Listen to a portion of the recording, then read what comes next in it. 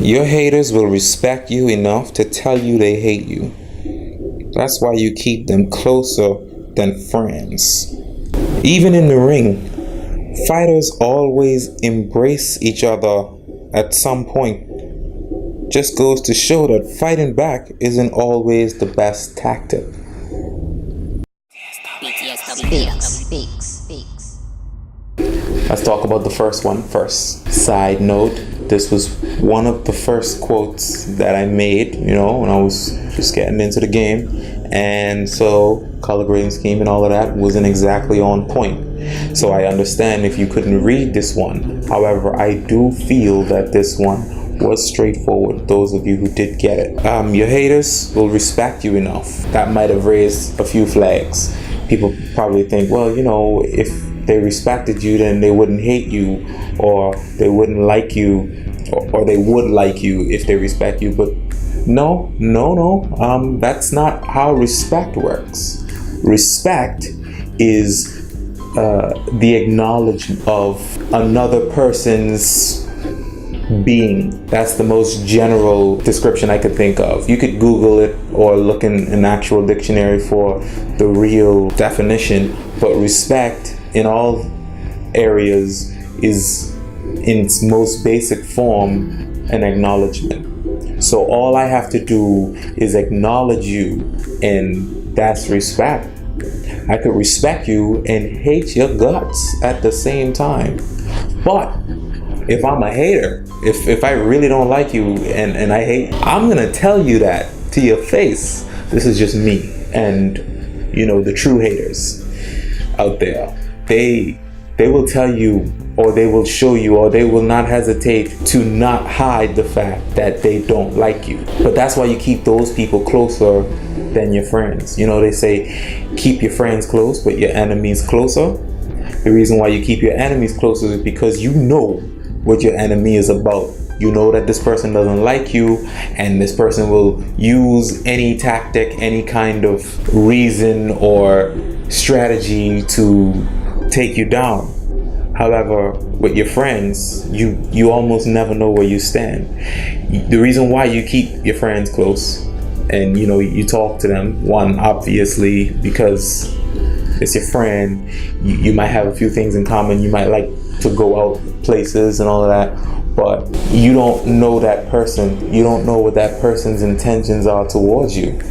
That friend that you call a friend could possibly stab you in the back, or literally stab you in the back at any point in time, and it will always surprise you because you obviously think that's your friend, and you might have been right that was your friend up until the point where they did something that was kind of unfriendly. But the enemies, you keep them closer because you know that they want to hurt you. You know that they want to bring you down, and that is the best strategy to do, to keep them close enough so that you can actually see things coming. You could better prepare for it. You can brace for impact, protect yourself, or if need be, retaliate. And it makes sense because you just never know.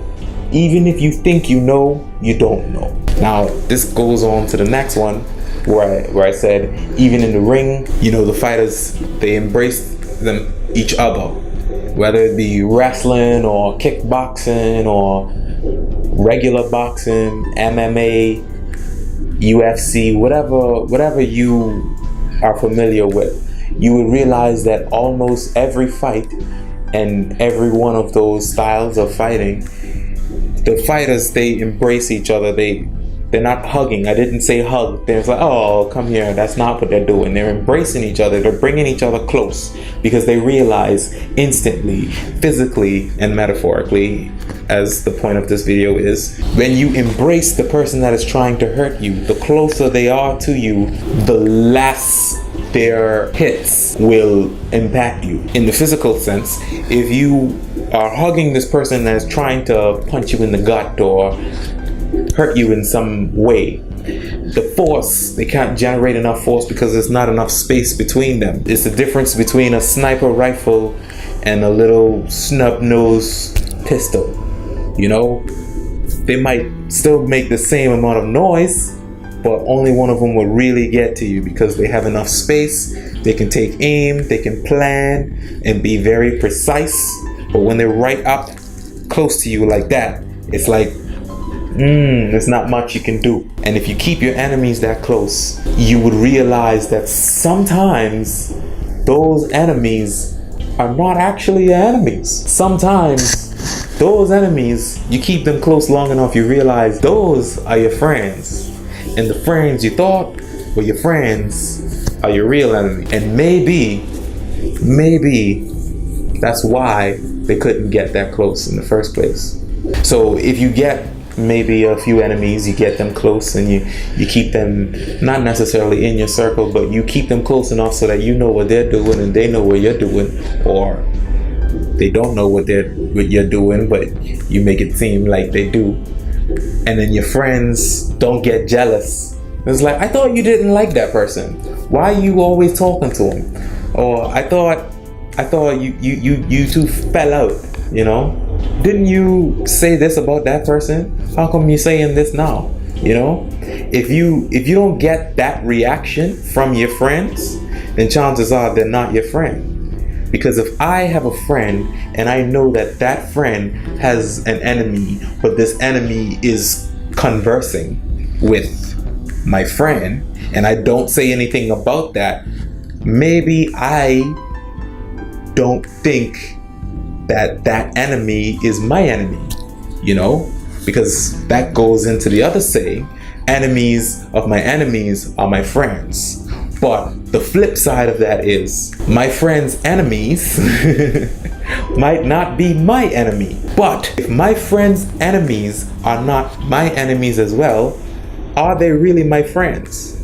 I'm sorry for being so technical and so barbaric and so rude to even think or propose that idea, but there are genuine people in the world who are friends with people who are enemies with their friends. And in my eyes, this is my personal opinion, you can't be friends with someone that is an enemy of another one of your friends.